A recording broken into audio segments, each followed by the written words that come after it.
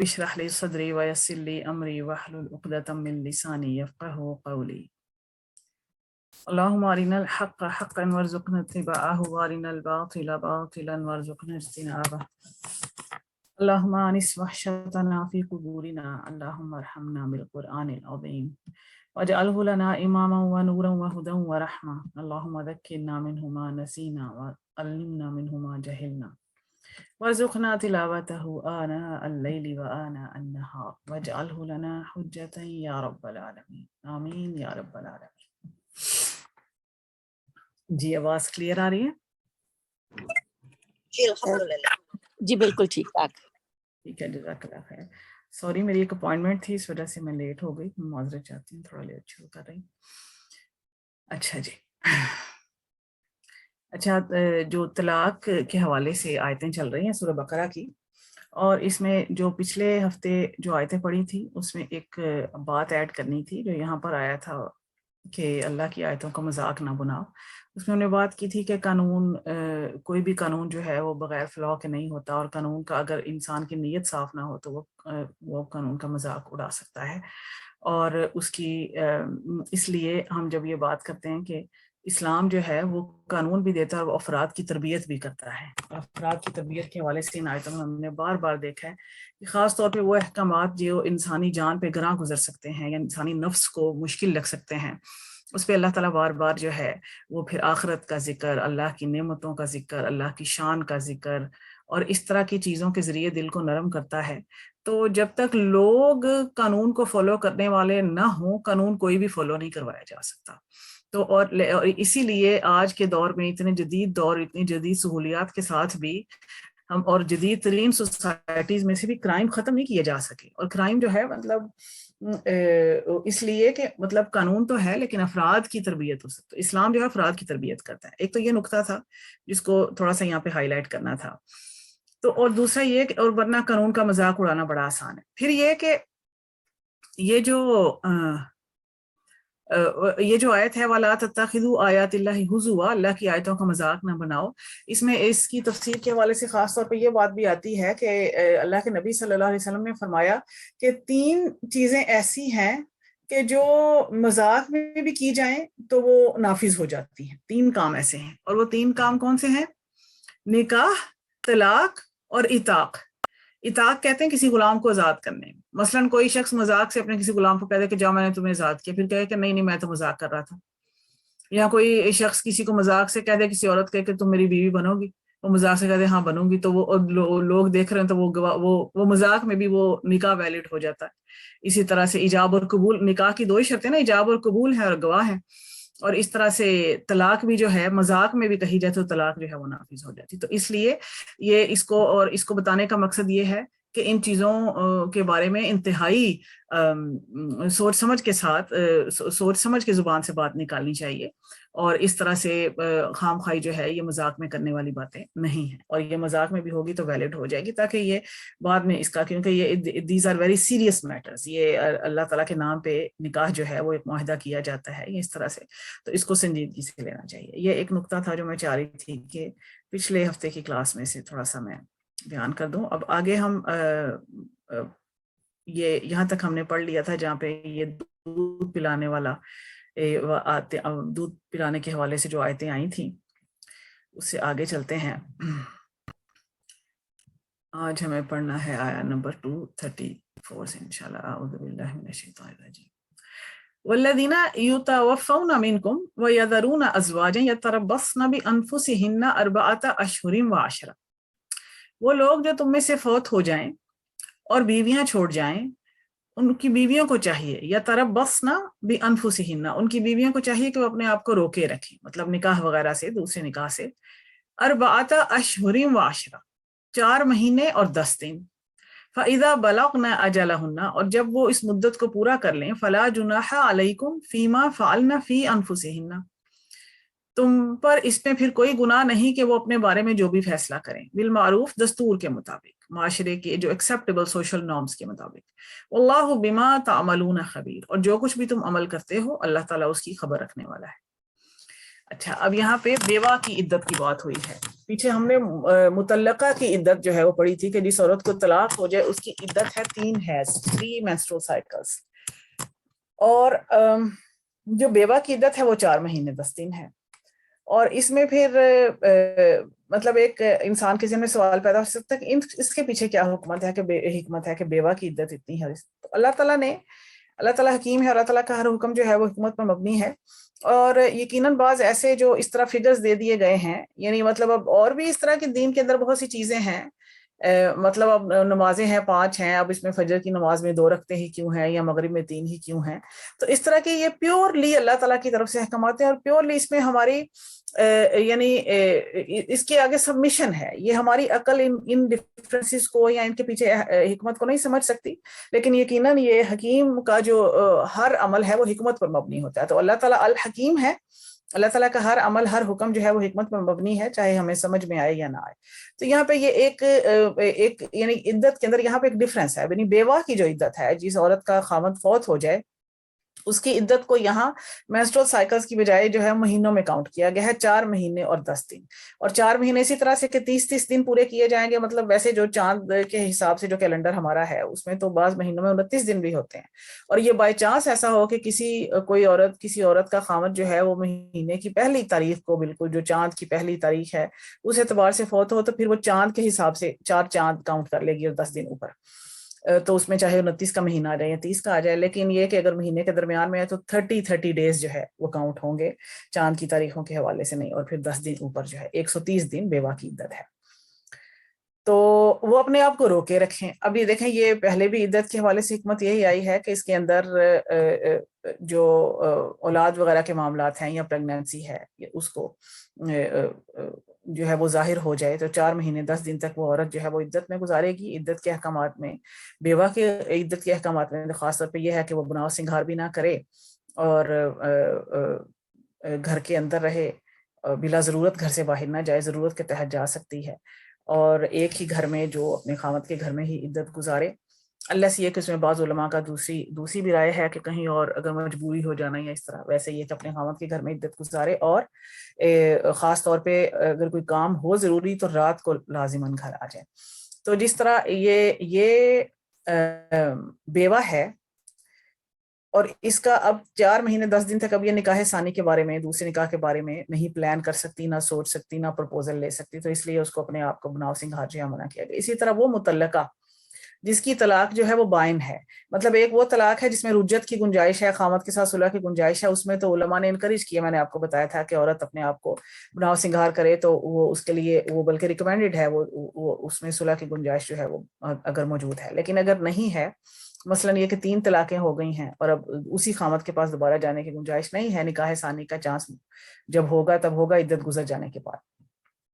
تو اس متعلقہ کے لیے بھی جو جس کی طلاق جو ہے وہ بائن ہے یا مغلظ ہے، یعنی وہ واپس اس خامد کے پاس جو ہے وہ نہیں جا سکتی، اور وہ بھی اور وہ بیوہ بھی جو عورت جس کا شوہر فوت ہو گیا، ان کے لیے یہ ہے کہ عدت کے پیریڈ میں بناؤ سنگھار جو ہے وہ نہیں ہے، اس سے منع کیا گیا ہے۔ اور پھر یہ کہ جب وہ پیریڈ ختم ہو جائے، فَإِذَا بَلَغْنَ أَجَلَهُنَّ، جب وہ اس مدت کو پورا کر لیں، عدت کی مدت کو، فَلَا جُنَاحَ عَلَيْكُمْ فِي مَا فَعَلْنَا فِي أَنفُسِهِنَّ، تو اس میں تم پر پھر کوئی گناہ نہیں کہ وہ اپنے بارے میں جو بھی فیصلہ کریں بالمعروف، دستور کے مطابق، یعنی بے شرمی اور بے حیائی کا اور دین اور مذہب کے خلاف کوئی کام نہ کریں، لیکن یہ کہ اپنے بارے میں کوئی فیصلہ کریں۔ اب اس میں لازمی طور پہ اشارہ ہے اس حوالے سے کہ وہ دوبارہ نکاح کرنا چاہیں یا نہ کرنا چاہیں، تو تم پہ اس پر کوئی گناہ نہیں۔ عام طور پہ کیا ہے کہ یہی کہ کلچرز کے اندر یہ چیز، چاہے کوئی بھی کلچر ہو، کلچر ڈومینیٹ کر جاتا ہے، اور کلچرز کے اندر یہ ایک بعض کلچر میں اگر فرض کریں کہ دوبارہ شادی کرنے کا کلچر ہے یا بیوہ کو گھر میں بٹھانے کا کلچر نہیں ہے، تو وہاں پر اس کو پھر سب یہ مجبور کریں گے، یا اس کو سب ایک طرح سے سوشلی پریشرائز کریں گے کہ نکاح کرو نکاح کرو نکاح کرو، یا یہ کہ اگر دوبارہ شادی کرنے کا کلچر نہیں ہے تو پھر اس کو اگر وہ کرنا بھی چاہتی تو اس کو روکیں گے۔ تو ان آئدر کیس یہ کہا گیا ہے کہ اللہ تعالیٰ کو اس پہ کوئی اعتراض نہیں، اللہ تعالیٰ نے ان کو اجازت دی ہے ان عورتوں کو، تو تم پر بھی ابھی علیکم، ظاہر ہے یہ اس عورت کے جو اولیاء ہیں، جو اس کے رشتہ دار ہیں، اس کی فیملی، قبیلے، کنبے والے جو لوگ ہیں، ان کو کہا جا رہا ہے، اور کمیونٹی کو بھی ایز اے ہول، علیکم، کہ تم پر کوئی گناہ نہیں۔ یہ ایک طرح سے دیکھا جائے تو یہ ایک طرح سے اسٹیٹمنٹ کو ہم یوں بھی کہیں گے کہ یہ ایک طنزیہ انداز میں بات ہو گئی کہ عام طور پہ جب لوگ عورت کو کمزور سمجھ کے جب اس کی انٹرفیئر کیا جاتا ہے یا اس کے نکاح اور شادی کے معاملات میں جو اس کو کنٹرول کرنے کی کوشش کی جاتی ہے، تو اس میں پھر وہ ہر کوئی اپنی جو بھی خاندان اور قبیلے والے اپنی عزت کا معاملہ لے کے آ جاتے ہیں کہ یہ ہمارے ہاں یہ رواج نہیں اور ہماری عزت کا معاملہ ہے، اور جو کمزور ہوتا ہے اس کو دبایا جاتا ہے۔ تو اس میں ان کو ایک طرح سے کہا جا رہا ہے کہ تمہیں اس میں کوئی گناہ نہیں ہے، جو بھی وہ معروف طریقے سے کریں تو ان کو اس طرح سے ان کو آزاد چھوڑ دو، اس میں ان کی اپنی آزاد مرضی ہے۔ انٹرسٹنگ بات، یہ جو جناح کا لفظ ہے یہ اصل میں گناہ سے، جو لفظ گناہ ہے وہ اصل میں فارسی کا لفظ ہے، اور گناہ سے یہ عربی زبان میں گیا ہے، اور عربی زبان میں کیونکہ گاف جو ہے گ کی ساؤنڈ نہیں ہے تو اس کو وہ جیم سے بدل دی گئی ہے۔ جیسے ایک اور لفظ ہے لگام، ہم اردو میں بولتے ہیں، فارسی میں بھی ہے، وہ عربی میں اس کو لجام کہتے ہیں۔ تو یہ جناح ایگزیکٹلی اس کا مطلب جو ہے، یہ گناہ جو لفظ ہے جو فارسی میں استعمال ہوتا ہے یہ وہ لفظ ہے، فلا جناح علیکم فیما فعلن فی انفسہن۔ تو بیوہ پھر اس حوالے سے جب عدت گزر جائے تو جو بھی وہ اپنے بارے میں فیصلہ کرے تو اس میں تم پر کوئی حرج نہیں،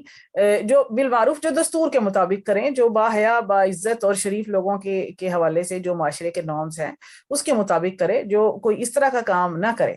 اب اس میں علماء نے اس سے ایک اور بھی بات نکالی کہ اگر کوئی معاشرے کے اندر کھلے عام گناہ ہو رہے ہوں یا بے حیائی کے کام ہو رہے ہوں، مثلا جیسے بغیر نکاح کے دو مرد اور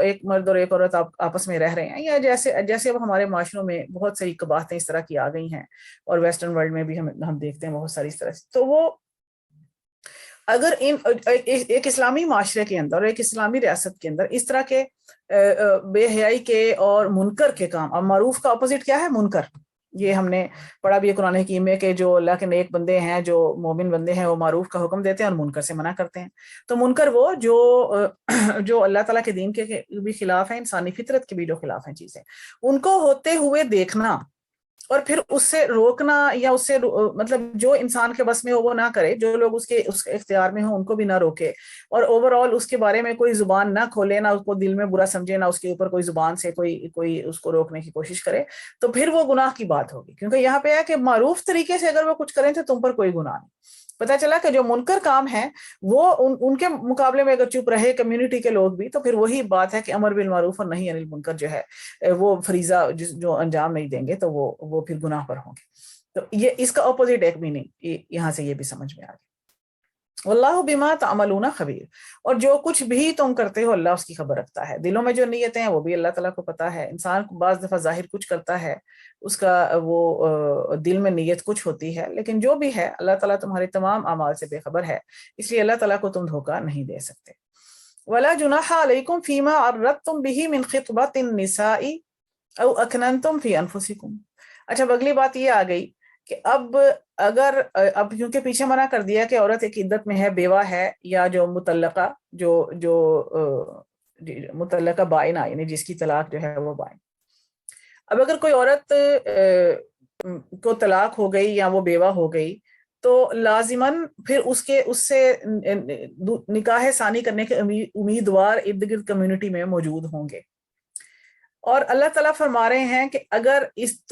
تمہارا کسی عورت سے نکاح کا خیال ہو اور لیکن وہ عورت اپنی عدت میں ہے، تو اس کو ظاہر ہے کہ اس ٹائم عدت کے دوران نہ تو پراپر کوئی نکاح کا پیغام بھیج سکتے ہیں، نہ پلان باندھ سکتے ہیں کہ اس کو کھلے عام اور سرے عام نکاح ثانی کے حوالے سے جو ہے وہ نکاح تو کر ہی نہیں سکتے، اور نکاح کی پلاننگ بھی اوپنلی نہیں کر سکتے کہ جس طرح ایک بالکل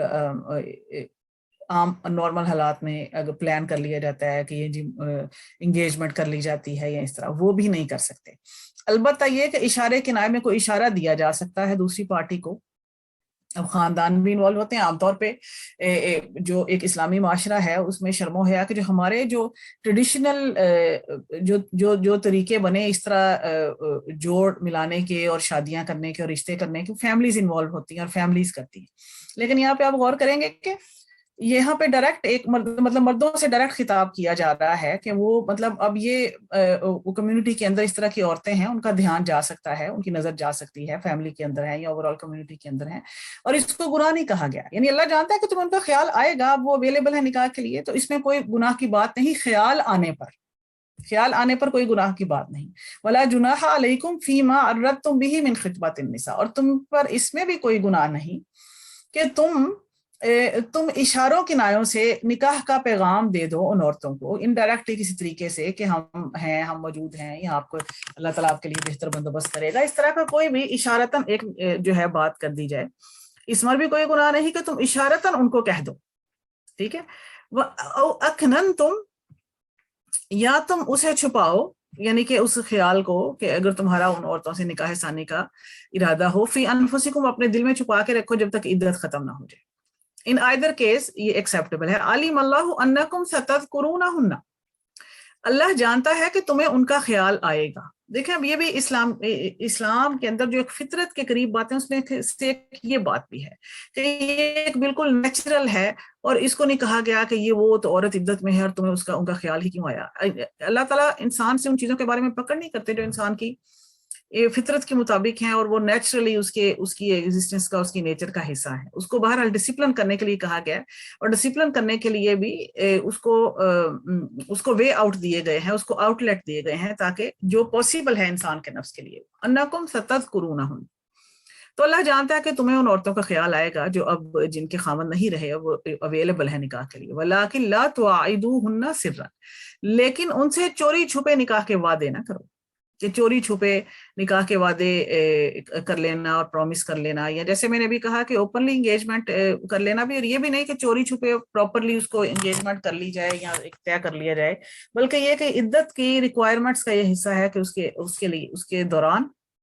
कोई निकाह का एक सरीह जो है वो इरादा अगले निकाह का ना करे औरत, और ना उसका जो कोई भी उसको पैगाम देने वाले हैं इस तरह से डायरेक्ट पैगाम दे। इल्ला अन तक़ूलू क़ौलन मारूफा, तो और चोरी छुपे के वादे जो है वो भी अल्लाह ताला को कबूल नहीं है, सिवाय इसके कि कोई मारूफ भले तरीके से तुम कोई शरीफाना तरीके से कोई हिंट ड्रॉप कर दो। वला ताज़ीमु उक़दतन निकाह, और ना पुख्ता इरादा करो निकाह का, यानी पूरी जो फाइनल प्लानिंग होती है। हत्ता यबलुगल किताबु अजला, यहाँ तक कि किताब अपनी मुद्दत को पहुंच जाए, यानी कि जो लिखी हुई जो इद्दत का वक्त मुकर्रर किया है अल्लाह ताला ने बेवा औरत के लिए, वो इद्दत का वक्त जो है वो अपनी अपनी मुद्दत को पहुंच जाए, उसके बाद ही जो है वो निकाह सानी का मामला होगा। वअलमू अन्नल्लाह यअलमु मा फी अनफुसिकुम फहज़रू, और जान लो कि अल्लाह जानता है जो कुछ तुम्हारे दिलों में है। तो अल्लाह से डरो, अल्लाह से जो जो कुछ तुम्हारे दिलों में है, क्योंकि वही बात है कि इंसान जाहिर कुछ करता है और असल में उसके दिल में कुछ होता है। तो अल्लाह से डरते हुए तुम अपनी जो दिलों के हाल छुपाने के लिए और गलत बयानी करके और गलत बातें करके जो है वो अल्लाह ताला को नाराज ना करो, लोगों को राजी करने के लिए अल्लाह ताला को पता ही है। तो अल्लाह से डरते हुए तमाम मामलात करो। वअलमू अन्नल्लाह गफूरुन हलीम, और जान लो कि अल्लाह ताला गफूर है, बख्शने वाला है, हलीम है, बुर्दबार है, फौरन नहीं पकड़ता, इंसान को वक्त देता है, उसको टाइम देता है। अच्छा जी, आगे आया ला जुनाहा अलैकुम इन तल्लक़्तुमुन निसाअ मा लम तमस्सूहुन्ना औ तफरीदू लहुन्ना फरीदा। अब एक और बात इसमें आ गई निकाह के हवाले से। आप देखेंगे कि निकाह तलाक के हवाले से कितनी सारी सूरह बकरा के अंदर इस तरह आयतें आ रही हैं। एक ये मौजू है जिसपे एक मौजू लिया गया और इस पे इतनी सारा मतलब इतने सारे आयतें, इतने सारे रुकू यहाँ पर आए हैं सिर्फ इस एक मौजू को लेके कि तलाक और उसके इर्द गिर्द उसके हवाले से जितने भी प्रॉब्लम्स हो सकते हैं। इसी तरह इस सूरह मुबारका में एक जो मनी मैटर्स हैं, मतलब पैसा खर्च करना अल्लाह की राह में और ये सूद वगैरह से बचना, इसके हवाले से भी बहुत सारी आयतें इंफाक के हवाले से भी आई हैं। ये दो मौजू ऐसे हैं जिनको बहुत यहाँ पे एक समझे कि इस सूरह मुबारका में जगह दी गई है। अच्छा, अब यहाँ पर ये भी वही तलाक की ही आयतें चल रही हैं, और अब इसमें एक और मसला ये आ गया कि एक मर्द और औरत का निकाह हुआ और अभी उनके दरमियान में कोई ताल्लुक कायम नहीं हुआ था, जिसको हम एक ये भी कह सकते हैं कि अपने अल्फाज में जैसे हम हमारे यहाँ राइज है कि रुखसती नहीं हुई, जिसको कहते हैं कि निकाह हो गया लेकिन अभी फॉर्मली जो है वो मियाँ बीवी एक दूसरे से तन्हाई में मिले नहीं हैं, उनका आपस में कोई ताल्लुक कायम नहीं हुआ और उससे पहले ही तलाक की नौबत आ जाए। ऐसे भी हो सकता है। अब देखें, इंसानी मामलात में कहीं ऐसे रिवाज होते हैं जी, बचपन में ही माँ बाप ने निकाह कर दिया था, कोई पूछे बगैर इस तरह कर दिए, कोई इस तरह के मामला जो है वो आ सकते हैं मर्जी के बगैर जबरदस्ती करके या जो भी, और वो बाद में वो कहे कि जी मैंने तो नहीं इसके साथ रहना वगैरह वगैरह। तो अब ये कि अब उस सूरत में भी तलाक का रास्ता बहरहाल अल्लाह ताला ने खोला है, क्योंकि तलाक का रास्ता इसलिए कि दो इंसानों को फिर आजाद किया जाए और वो अपनी मर्जी से जहां चाहे जिंदगी गुजारें। تو یہ بھی اللہ تعالیٰ کی ایک رحمت ہے کہ اس معاملے میں بھی، حالانکہ یہ ایک بڑی ہرٹفل سچویشن ہو سکتی ہے کہ ایک یعنی کہ نکاح ہوا اور مطلب ایک پورے وہ پروسیس سے گزرنے کے بعد اس کو کہا جائے کہ جی اب یہ وہ شخص کہے کہ میں اس کے ساتھ نہیں رہنا چاہتا یا اس کو طلاق دینا چاہتا. تو لیکن بہرحال اس کی بھی اجازت ہے. اور اس میں پھر اور اس فرمایا لا جناح علیکم ان طلقتم النساء، تم پر اس میں کوئی گناہ نہیں اگر تم ان عورتوں کو طلاق دے دو ما لم تمسوہن، جن کو تم نے ابھی چھوا بھی نہیں، او تفریدوا لہن فریدہ، اور نہ ان کا مہر مقرر کیا تھا. اب یہ دو صورتیں ہو گئیں. اچھا، اور اس سے ایک یہ بات پتہ چلی کہ مہر مقرر کیے بغیر بھی نکاح ہو سکتا ہے. مہر کے بغیر، مہر تو ویسے نکاح کی شرطوں میں سے ہے، لیکن یہ ہے کہ اس کی جو اسپیسیفک اماؤنٹ ہے اس کو ڈیلے بھی کیا جا سکتا ہے، کہ جیسے نکاح کے وقت جو ہے وہ اماؤنٹ اس کی لکھوائی نہ جائے اور طے نہ کی جائے، اور وہ بعد میں سوچ کے اس کو لکھوا دیا جائے یا طے کر دیا جائے. لیکن نکاح تو ہو جائے گا، اور لیکن ابھی مہر اسپیسیفائی نہیں ہوا ہوگا کہ اس کی اماؤنٹ کتنی ہے. تو یہ بھی سچویشن یہ بھی پاسبل ہے کہ مہر کی رقم بھی ابھی مقرر نہیں ہوئی تھی، صرف نکاح ہوا تھا، نہ کوئی میاں بیوی کا آپس میں تعلق قائم ہوا تھا، اور طلاق کی نوبت آ گئی. تو پھر اس میں کیا حکم ہے؟ حوالے سے یہ حکم ہے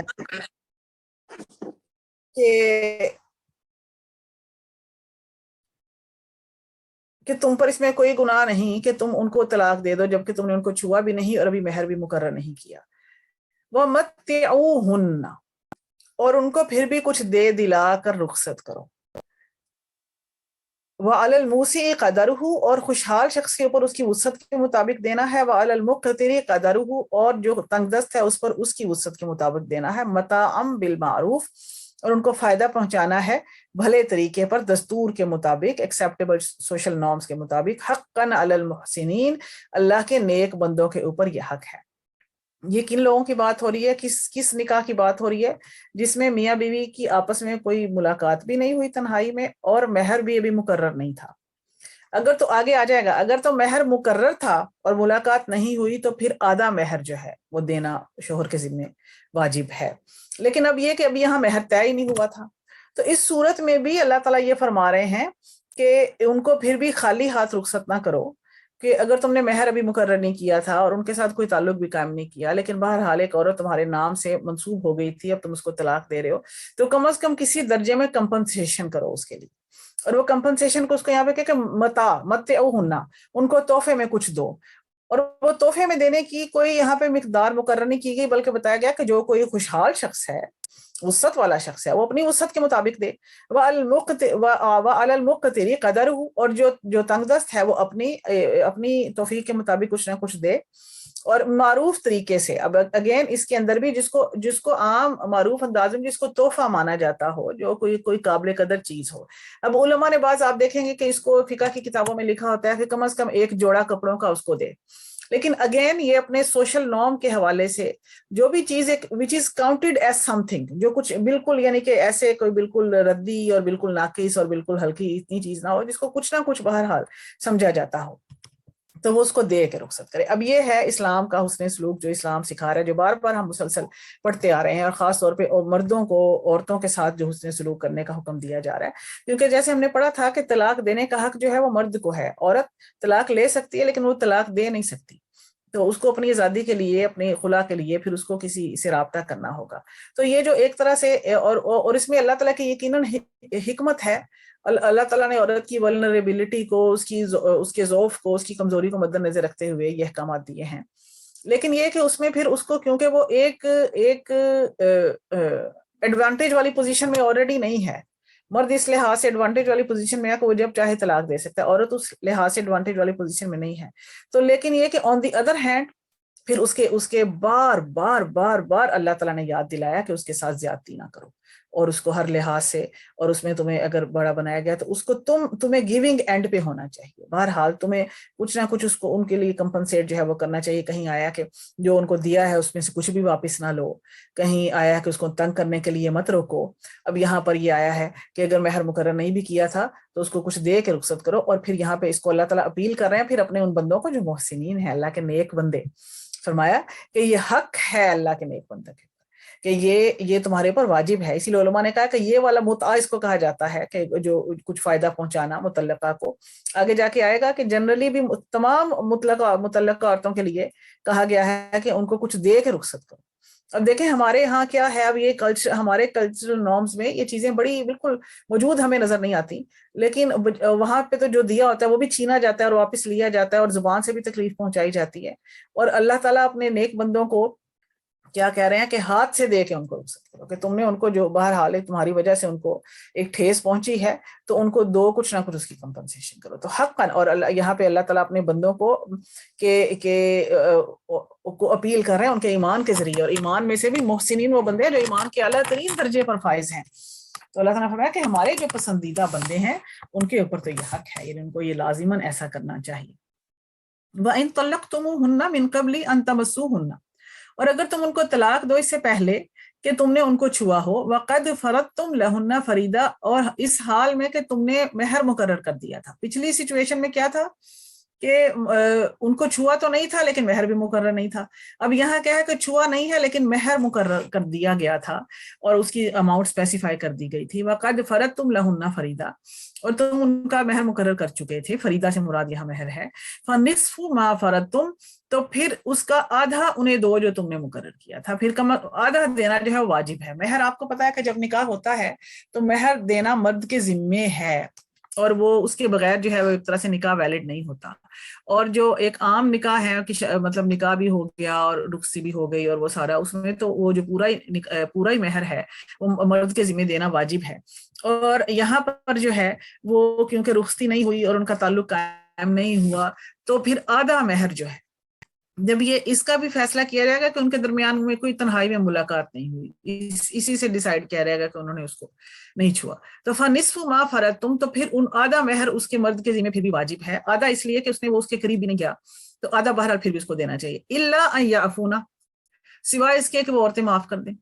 وہ کہیں کہ جاؤ ہم آدھا بھی نہیں لیتے، یا عورت کے خاندان والے کہیں کہ نہیں ہم نہیں لیتے. أَوْ يَعْفُوَ الَّذِي بِيَدِهِ عُقْدَةُ النِّكَاحِ،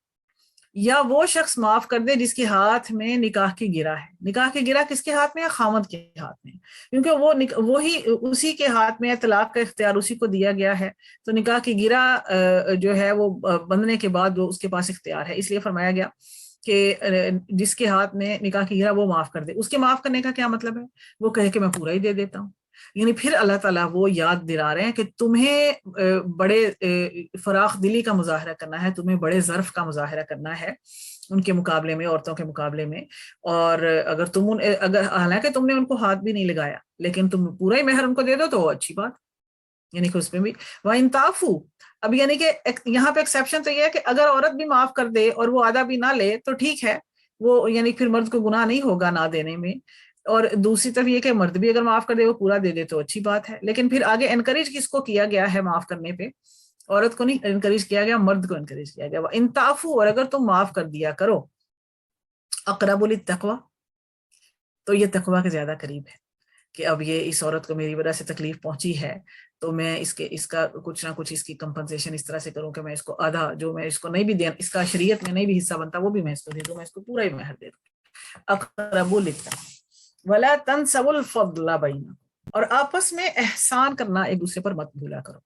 ایک تو اس کا مطلب یہ ہوا کہ تمہیں جو اللہ تعالیٰ نے فضل دیا، یعنی کہ فضل کا مطلب بڑائی ہے، یعنی کہ اللہ تعالیٰ نے مردوں سے کہا جا رہا ہے کہ تمہیں اللہ تعالیٰ نے جو ان پر فضل دیا ہے، تمہیں کچھ ایکسٹرا اختیار دیا ہے، تو اس کو مت بھولو اور جو تم ان پر احسان کرنے والے بنو، تم دینے والے بنو اور تم زیادہ دینے والے بنو.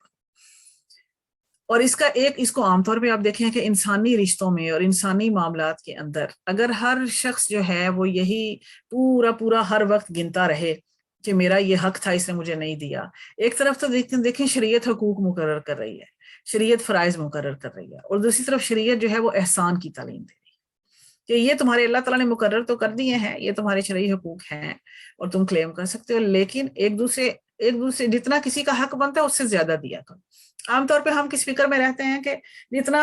ہمارا حق بنتا ہے ہمیں لوگ اس سے زیادہ دیتے رہیں، اور ہم اس کی فکر نہیں کرتے کہ ہم کیا دے رہے ہیں اور ہم اپنے کیا فرائض ادا کر رہے ہیں. لیکن یہ کہ جو اللہ تعالیٰ نے فرمایا کہ جو تم نے کسی کا حق ادا کرنا تھا اس سے زیادہ دے دو، احسان کر کے دے دو، جتنا کسی کا بنتا تھا اس سے زیادہ حق دے دو، اور آپس میں ایک دوسرے پر احسان کرنا مت بھولو، اس سے آپس کے تعلقات میں محبت بڑھتی ہے، اس سے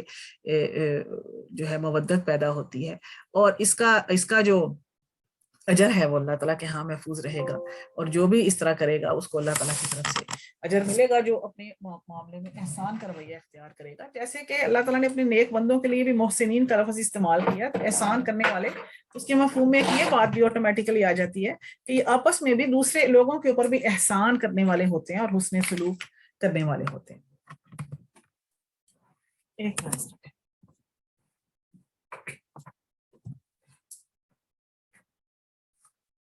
تو وَلَا تَنْسَوْا الْفَضْلَ بَيْنَكُمْ إِنَّ اللَّهَ بِمَا تَعْمَلُونَ بَصِيرٌ، اور جو بھی تم کر رہے ہو اللہ اس کو دیکھ رہا ہے۔ یہاں پہ یہی مطلب ہے کہ اگر تم فضل کا رویہ اختیار کرو گے، احسان کا رویہ، تو اللہ تعالیٰ تمہیں دیکھ رہا ہے اور تمہیں اس کا اجر ملے گا۔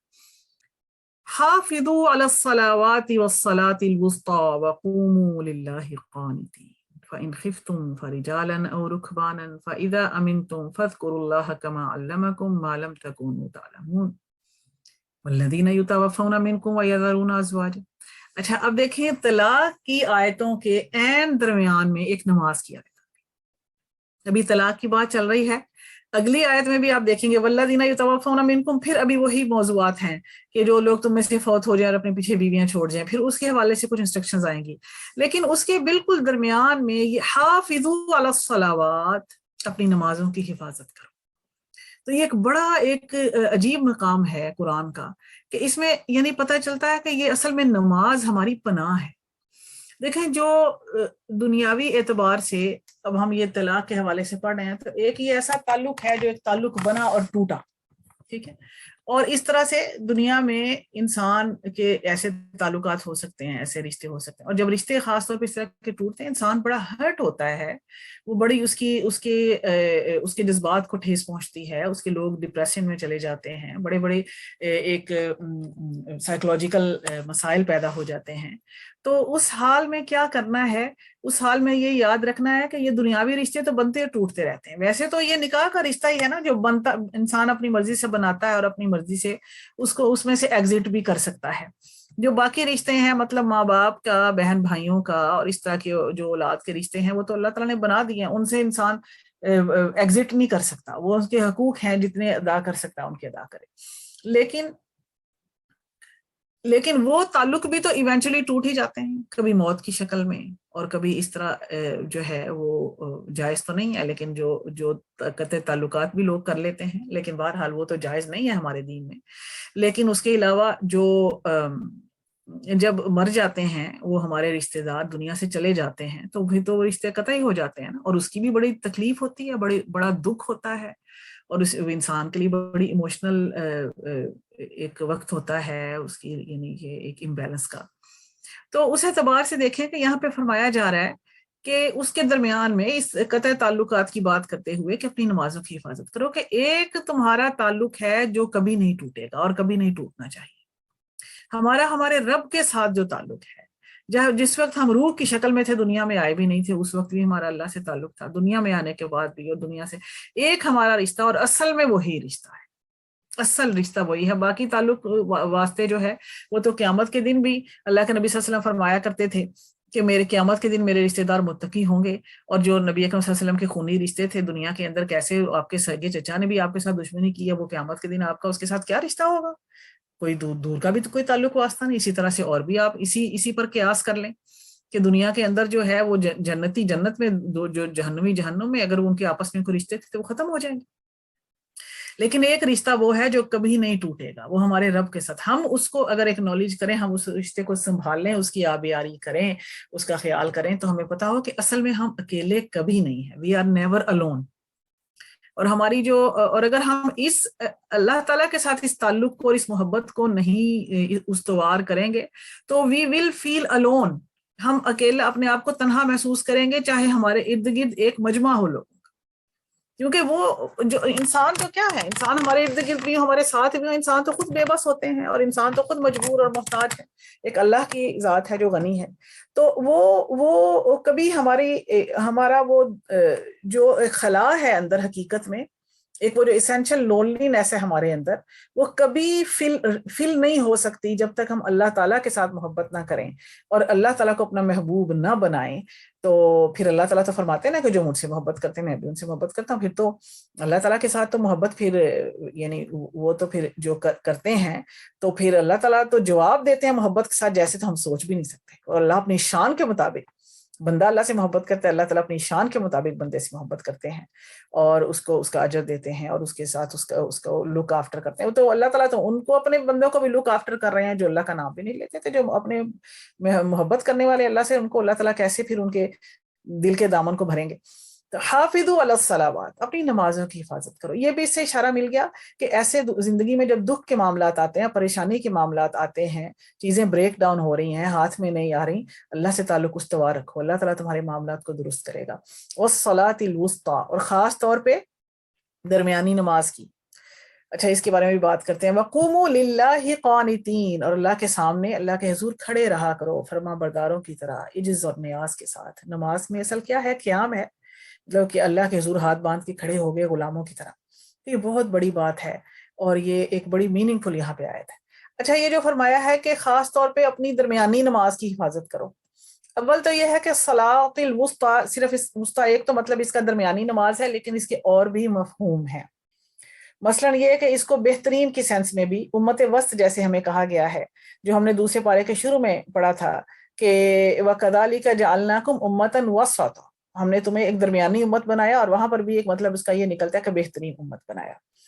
تو اس کو اب آپ جب اس کی تفسیری اقوال پڑھیں تو آپ کو پتہ چلتا ہے کہ اس کے اندر 5 نمازوں کے اقوال ملتے ہیں. کہ بعض علماء نے کہا کہ فجر کی نماز صلاۃ الوسطیٰ ہے، بعض نے کہا ظہر کی ہے، بعض نے کہا عصر کی ہے، بعض نے کہا مغرب کی ہے، بعض نے کہا عشاء کی ہے. تو اس کا ایک مطلب تو یہ نکلتا ہے کہ ہر نماز ہی صلاۃ الوسطیٰ، حقیقت میں ہر نماز کی حفاظت کرو، یہ اس کا ایک بتانے کا انداز ہے. ویسے جو مشہور قول ہے وہ یہ ہے کہ عصر کی نماز جو ہے وہ صلاۃ الوسطیٰ ہے، وہ درمیان، کیونکہ اس سے پہلے 2 نمازیں ہیں دن کے اندر، 2 بعد میں نمازیں ہیں، اور یہ کہ یہ دن کے اس حصے میں ہے جو عام طور پہ بڑا ایک مصروف وقت ہوتا ہے. خاص طور پہ ہمارے دنوں کے تو اب سٹرکچر ہی وہ نہیں رہے کہ سن رائز اور سن سیٹ کے درمیان جو انسان کی ساری ایکٹیویٹیز ہوتی تھی، اب ہم جو ہے وہ صبح کو سوتے ہیں، راتوں کو ہم جاگتے ہیں، اور ہماری ساری ایکٹیویٹیز جو ہے وہ نیچر کے کلاک سے جو ہے وہ ہل گئی ہیں. ورنہ یہ کہ نیچر کا کلاک کیا ہے کہ اب یہ عصر کا وقت وہ ہے جب تھوڑی دیر بعد سورج ڈھل جائے گا. تو ہر انسان جلدی میں ہے کہ اپنے دن کے کام نمٹا لے اندھیرا ہونے سے پہلے، اندھیرا ہونے کے بعد تو اس کا کوئی کام جو ہے وہ نہیں نمٹے گا. تو اس اعتبار سے وہ اس وقت میں پھر اللہ کے لیے وقت نکالنا اور عصر کی نماز ادا کرنا وہ زیادہ اس کی یعنی اس حوالے سے ہائی لائٹ کیا گیا.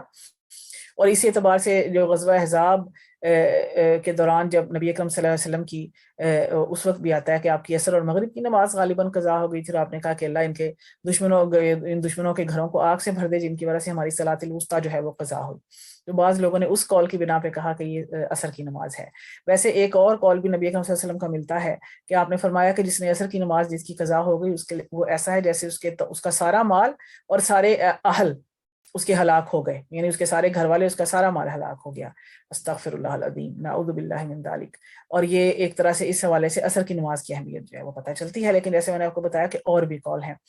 کچھ علماء نے یہ بھی لکھا کہ وسطیٰ سے نماز ہے بہترین نماز، جس کو اچھے اس کی شرائط کے ساتھ ادا کیا جائے، توجہ کے ساتھ، خشوع و خضوع کے ساتھ، اس میں اس کی جو شرائط ہیں فقہی وہ بھی پوری کی جائے، اور باطنی توجہ کے ساتھ جو ادا کی جائے آہستہ آہستہ، اور اس میں اس کو رش نہ کیا جائے، جلدی جلدی نہ پڑھا جائے، تو وہ صلاۃ الوسطیٰ ہے، بہترین نماز وہ ہے. تو اپنی نمازوں کی حفاظت کرو، اور خاص طور پہ اس بات کی حفاظت کرو کہ تم ان کو اچھے طریقے سے ادا کرو.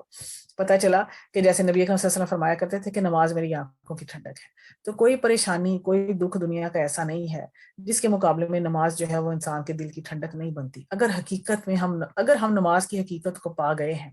اگر ہم نے اپنے رب کے ساتھ وہ تعلق جو ہے وہ جوڑ لیا ہے، تو وہ بالکل ایسے ہی ہے جیسے آپ کسی غم گسار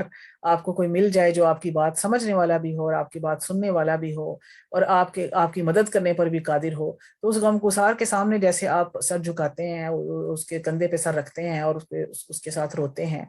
اور یہ سمجھتے ہیں کہ یہ ہمارا مددگار غم گسار یہ ہے، یہ ہماری مدد کرے گا. تو وہ اصل میں حقیقی غم گسار اللہ ہے. اور سمجھیں کہ اس وقت کسی بھی تکلیف اور پریشانی کی حالت میں ہم نے اللہ کو اپنا دکھ اور تکلیف بتا دیا تو وہ انسان ہلکا ہو جاتا ہے. تو حقیقت میں یہ نماز جو ہے وہ آنکھوں کی ٹھنڈک ہے انسان کی ہر حال میں. فَإِنْ خِفْتُمْ فَرِجَالًا أَوْ رُكْبَانًا، اور اگر تمہیں خوف ہے، نماز کے حوالے سے ایک اور بات آ گئی کہ جب حالت خوف میں ہو انسان، یعنی اب کوئی دشمن کے حملے کا خوف ہے یا کوئی سفر کی ایسی حالت ہے یا اس طرح کی کوئی سچویشن ہے کہ نماز ادا کرنے کے لیے پوری توجہ کے ساتھ کھڑے ہونا اس طرح ممکن نہیں ہے، مطلب سفر میں ایسے حالات ہو سکتے ہیں، جنگوں میں ایسے حالات ہو سکتے ہیں جو، تو اس میں پھر فرمایا کہ اگر تمہیں اس چیز کا خوف ہو تو پھر تم جیسے بھی، مطلب اگر تم خوف کی حالت میں نماز پڑھے تو چاہے سواری پر پڑھ لو، پیدل پڑھ لو، چاہے پیدل چلتے چلتے پڑھ لو یا سواری پر پڑھ لو۔ فَإِذَا أَمِنْتُمْ فَاذْكُرُوا اللَّهَ كَمَا عَلَّمَكُمْ مَا لَمْ تَكُونُوا تَعْلَمُونَ۔ تو جب تم، یعنی کہ جب کسی، یعنی کہ جب ایک امن کی حالت میں انسان نہ ہو تو جیسے بھی بن پڑے نماز ادا کر لے۔ پھر یہ کہ جب امن کی حالت میں آئے تو پھر وہ جو پورے اطمینان کے ساتھ شرعی طریقے سے نماز پڑھے، اور بعض پھر ایمرجنسی صورتوں میں جیسے صلاۃ الخوف بھی آگے آئے گی کہ اس میں اس طرح کی اجازت ہے۔ تو اس میں یہ بتایا گیا کہ نماز یعنی کہ خوف کی حالت میں بھی، سفر کی حالت میں بھی، جنگ کی حالت میں بھی نماز کو کسی حالت میں ترک نہ کرو، بلکہ اس کے لیے پھر اللہ تعالیٰ نے سہولت رکھی ہے کہ جس طرح بھی بن پڑے نماز پڑھ لو، اور جب تم امن میں آ جاؤ تو پھر اللہ کا ذکر کیا کرو، کما علمکم، جیسا اس نے تمہیں سکھایا، ما لم تکونوا تعلمون، اور جو کہ تم نہیں جانتے تھے۔ تو یہ بھی بتا دیا کہ اصل میں نماز کیا ہے، اللہ کا ذکر ہے، کیونکہ اب دیکھیں بات کو جوڑیں، پہلے کہا کہ اپنی نمازوں کی حفاظت کرو، اللہ کے حضور فرما برداری سے کھڑے ہوا کرو، پھر کہا کہ اگر تمہیں خوف ہے اور اگر تم اطمینان کی حالت میں نہیں ہو تو پھر چاہے پیدل چلتے چلتے پڑھ لو، چاہے سواری پر بیٹھے بیٹھے پڑھ لو، لیکن جب امن کی حالت میں آ جاؤ تو پھر اللہ کو یاد کرو جیسا اس نے تمہیں سکھایا۔ تو مطلب یہ کہ پھر نماز ویسے پڑھو جیسا اس نے تمہیں سکھائی۔ تو یہاں پہ ذکر اللہ سے مراد نماز ہے، نماز پورے کا پورا اللہ کا ذکر ہے، جس میں ہمارا جسم بھی، ہماری باڈی بھی اللہ کا ذکر کر رہی ہے، اللہ کے آگے جھک رہے ہیں اور رکوع کر رہے ہیں، سجدہ کر رہے ہیں، اللہ کے آگے کھڑے ہیں، قیام کر رہے ہیں، اور زبان بھی اللہ کا ذکر کر رہی ہے، اور آئیڈیلی یہ کہ دل بھی ہمارا اس وقت اللہ کے ذکر میں ہی مشغول ہونا چاہیے۔ تو پورے کا پورا جو ہے وہ نماز جو ہے جسمانی، لسانی اور بدنی جو ہے وہ ایک ذکر ہے۔ تو اور نماز قائم ہی اس لیے کی جاتی ہے کہ اللہ کو یاد کرے انسان، جیسے آگے بھی قرآن حکیم میں آتا ہے کہ میری یاد کے لیے نماز قائم کرو۔ تو نماز حقیقت میں اللہ کو یاد کرنے کے لیے ہے۔ تو بات پھر پتہ چلی کہ وہ نماز جس میں اللہ کا ذکر نہیں ہے، پھر وہ کیسی نماز ہے؟ نماز کا تو مقصد یہ ہے کہ اللہ کو یاد کرنا۔ تو اس میں ایک جو توجہ اور خشوع کی طرف جو ہے وہ اشارہ ہو گیا۔ تو پھر اللہ کا ویسے ذکر کرو، یعنی پھر ویسے نماز پڑھو جیسے اس نے تمہیں سکھایا، معلوم تکونوا تعلمون، جو جیسا کہ تم نہیں جانتے تھے، جیسا تمہیں پہلے پتا نہیں تھا۔ مطلب یہ اب احسان کے طور پہ بھی کہ نماز اللہ تعالیٰ کا بہت بڑا انعام ہے، یہ بہت بڑا تحفہ ہے، اور تم تو جانتے بھی نہیں تھے۔ اللہ نے تمہیں یہ دین سکھایا، اللہ تعالیٰ نے نبی کو بھیجا صلی اللہ علیہ وسلم، اللہ تعالیٰ نے تمہیں یہ نماز عطا کی ہے، یہ تحفہ آپ کو پتہ ہے معراج کی رات نبی اکرم صلی اللہ علیہ وسلم کو عطا کیا گیا تھا۔ تو یہ ایک بہت بڑا انعام ہے، اور یہ اللہ تعالیٰ نے یہ ایسے ہی ہے کہ کسی کو کوئی بہت بڑا بادشاہ ہو اور کسی کو اپنے خاص آفس میں اور خاص اپنے مقام پہ کسی کو 5 دفعہ جو ہے وہ ملنے کی اجازت دے دے، تو آپ سوچیں کہ کوئی کیا سمجھے گا اس ٹائم۔ انگلینڈ کی ملکہ جو ہے وہ کسی کو اجازت دے کے 5 ٹائم میں اس بندے سے ملاقات کروں گی اپنے پرائیویٹ روم، تو وہ کیا ہے؟ یہ اللہ تعالیٰ نے ہمیں اجازت دی ہے کہ ہم 5 ٹائم جو ہے وہ اللہ کے حضور کھڑے ہوں، اور جس ٹائم ہم اللہ کو پکاریں تو اللہ تعالیٰ ہماری پکار کو سنتے ہیں۔ تو یہ انعام ہے، انعام کی ایک شکل ہے، اور اسی سے ہمارے دلوں کو سکون بھی حاصل ہوتا ہے۔ تو یہ انعام کے طور پہ اس کا یہاں پہ ذکر کیا کہ جو اللہ نے تمہیں وہ سکھایا جو تم نہیں جانتے تھے۔ پھر آگے وہی بات، والذین یتوفون منکم ویذرون ازواجا، اور وہ لوگ جو تم میں سے فوت ہو جائیں اور اپنی بیویاں چھوڑ جائیں۔ اب ہم نے یہ اسی طرح کے الفاظ پہلے پڑھے ہیں پچھلی آیت میں، آج جب درس شروع ہوا ہے تو اس میں یہ الفاظ تھے، اور وہاں پر بیوہ کی عدت کا ذکر تھا۔ اب یہاں پر کیا ہے؟ وصیۃ لازواجہم، انہیں چاہیے کہ اپنی بیویوں کے لیے وصیت کر جائیں، متاعا الی الحول، کہ 1 سال کے لیے ان کو نان نفقہ پہنچایا جائے، ان کا خرچ برداشت کیا جائے، غیر اخراج، اور ان کو گھروں سے نہ نکالا جائے۔ فَإِنْ خَرَجْنَا فَلَا جُنَاحَ عَلَيْكُمْ فِي مَا فَعَلْنَا فِي أَنفُسِهِنَّ مِن مَّعْرُوفٍ وَاللَّهُ عَزِيزٌ حَكِيمٌ۔ اب یہ کیا ہے کہ یہ بھی کہا جاتا ہے کہ عرب کے اندر جو بیوہ کی عدت تھی، جو عرب پری اسلامک جو عرب کے اندر رواج تھا، وہ 1 سال تھی عدت بیوہ کے لیے۔ اسلام نے اس کو 4 مہینے 10 دن تک لمیٹڈ کر دیا۔ ظاہر عدت کا مطلب یہ ہے کہ اس عرصے میں عورت جو ہے وہ دوسرا نکاح نہیں کر سکتی، اسلام نے اس کو 4 مہینے 10 دن تک کر دیا۔ پھر یہ کہ یہ جو آیت جس وقت نازل ہو رہی ہے، ابھی وراثت میں بیویوں کا، یا جو وراثت کی آیتیں بھی نازل نہیں ہوئیں، وہ جو سورہ نساء میں وراثت کی آیتیں ہیں جس کے اندر ایسے تمام رشتہ داروں کے، مطلب کوئی شخص فوت ہو گیا ہے، اس کی بیوی ہے، بیٹے ہیں، بیٹیاں ہیں، جو بھی ہیں، ان کا حق جو ہے وہ شریعت کے اندر مقرر کر دیا گیا ہے مرنے والے کی وراثت کا۔ اور یہ لیکن ابھی وہ آیت نازل نہیں ہوئی، یہ ابھی اس سے پہلے آیتیں نازل ہو رہی ہیں، اور اس حوالے سے یہ کہا گیا تھا کہ جو وصیت، جو مرنے والے ہیں وہ جو اپنے وارثوں کے لیے وصیت کر کے جائیں، تو اب یہاں پر بھی یہ ہے کہ جو مرنے والے ہیں وہ اپنی بیویوں کے لیے وصیت کر کے جائیں کہ کم از کم 1 سال تک ان کو اس گھر سے کوئی نہ نکالے۔ اب دیکھیں یہ سچویشن کیا ہے، اب ایک عورت ہے، اس کا خاوند فوت ہو گیا، اب اس کے کوئی بچے بھی نہیں ہیں مثلا، اور اس گھر کے اندر جو اس کے باقی وارث ہیں اس کے شوہر کے، وہ کہیں کہ ٹھیک ہے تمہارا خاوند فوت ہو گیا، جاؤ نکلو یہاں سے، تو یہ نہیں، بلکہ یہ کہ جس گھر میں وہ موجود تھی 1 سال تک کم از کم اس کو وہاں رہنے کی اجازت دی جائے، اس کا خرچ برداشت کیا جائے اس کے، اور تاکہ اس کو ٹائم مل جائے اور وہ اپنے بارے میں کوئی فیصلہ کر لے۔ اور اس میں کیونکہ آگے آیا کہ اور اگر وہ چاہے تو خود نکل جائے، مطلب یہ ہے کہ عدت 4 مہینے 10 دن تو انہوں نے پوری کرنی ہے، اس کے بعد ان پر پابندی نہیں ہے کہ وہ وہیں رہیں، وہ چاہیں تو جا بھی سکتی ہیں، لیکن یہ کہ جو خاوند کے وارث ہیں ان کو نہ نکالیں۔ اب یہ حکم آپ نے سمجھ لیا، یہ حکم تھا، لیکن اس کے بعد کیونکہ وراثت کی آیتیں آ گئی، وراثت کے اندر پھر بیوی کا، اگر شوہر کی اولاد ہے تو بیوی کا 8واں حصہ ہے، اگر شوہر کی اولاد نہیں ہے تو بیوی کا 4تھا حصہ ہے۔ پھر جب وراثت تقسیم ہو جائے گی، بیوی کو بھی اپنا حصہ، چاہے اس کو گھر میں سے خاوند کے حصہ مل گیا ہے، چاہے اور مال میں سے مل گیا ہے، جہاں بھی مل گیا ہے، تو پھر تو اس کو اپنے شوہر کی وراثت میں حصہ مل گیا، پھر وہ اس میں رہے، اپنے حصے میں رہے جس طرح سے بھی۔ اب یہ اس لیے یہ آیت جو ہے کہ خاوند 1 سال کی وصیت کر کے جائے، اور خاوند کے وارث جو ہے وہ 1 سال تک عورت کا خرچہ برداشت کریں اور اس کو گھر میں رکھیں، اب یہ حکم جو ہے یہ منسوخ ہے، اور اس کی جو ناسخ آیت ہے وہی وراثت کی جو آیت ہے۔ لیکن یہاں پر پہلے یہ حکم یوں سمجھیں ایک ٹیمپریریلی یہ حکم بھی آیا تھا جب تک وراثت کی آیتیں نہیں آئی تھیں، اور اس میں بھی ایک پروٹیکشن کا آپ دیکھیں کہ انداز ہے کہ عورت کے لیے، کہ یہ نہیں ہے کہ اب اس کا مطلب اس کا اگر پیچھے کوئی اولاد بھی نہیں ہے اور اس کو فوراً نکال دیا جائے، بلکہ جو پیچھے رہنے والے ہیں وہ اس کو، ان کی ذمہ داری ہے کہ وہ کم از کم 1 سال اس کو پروٹیکٹ کریں، اور اس کا، تاکہ وہ پھر اس کے بعد اپنے لیے کوئی بھی فیصلہ کر لیں۔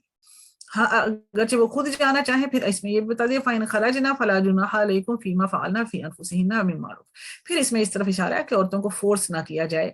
اور اس میں اگر وہ تم پر اس میں کوئی گناہ نہیں کہ وہ اپنے بارے میں جو بھی فیصلہ کریں، وہ عدت گزرنے کے بعد نکاح کر لیں، یا وہ کہیں اور جا کے رہنا چاہیں وغیرہ وغیرہ۔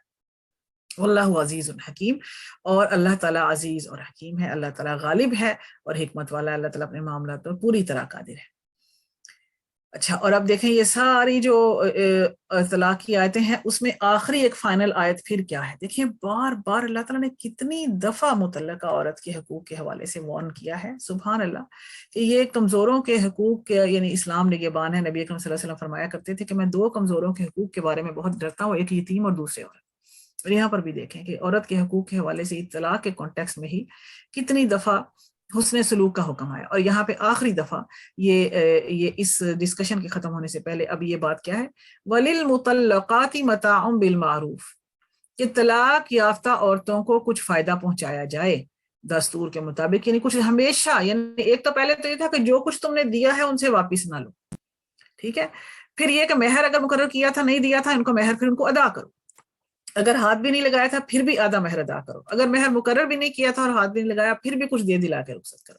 لیکن اوور آل بھی اب یہ اس کو یعنی کہ اس کی تاکید یہاں پر آ گئی کہ جب، یعنی فرض کرو کہ کچھ آلریڈی نہیں دیا ہوا تھا یا دیا بھی ہوا تھا، جب بھی عورت کو طلاق دو اور اس کو اپنے گھر سے رخصت کرو تو کچھ خالی ہاتھ اس کو رخصت کرو، کچھ نہ کچھ اس کو ضرور دو، چاہے فرض کریں کہ ایک تو اگر مہر نہیں دیا تھا ابھی تک تو مہر ہی دے دے گا تو کچھ نہ کچھ ہو گیا یا اس طرح سے، لیکن یہ کہ اس کو کچھ نہ کچھ لازماً دو، اور اس کے بارے میں بھی فرمایا حقاً علی المتقین، پیچھے آیا تھا حقاً علی المحسنین، یہاں پہ حقاً علی المتقین، اللہ کے متقی بندوں کے ذمے یہ بات ہے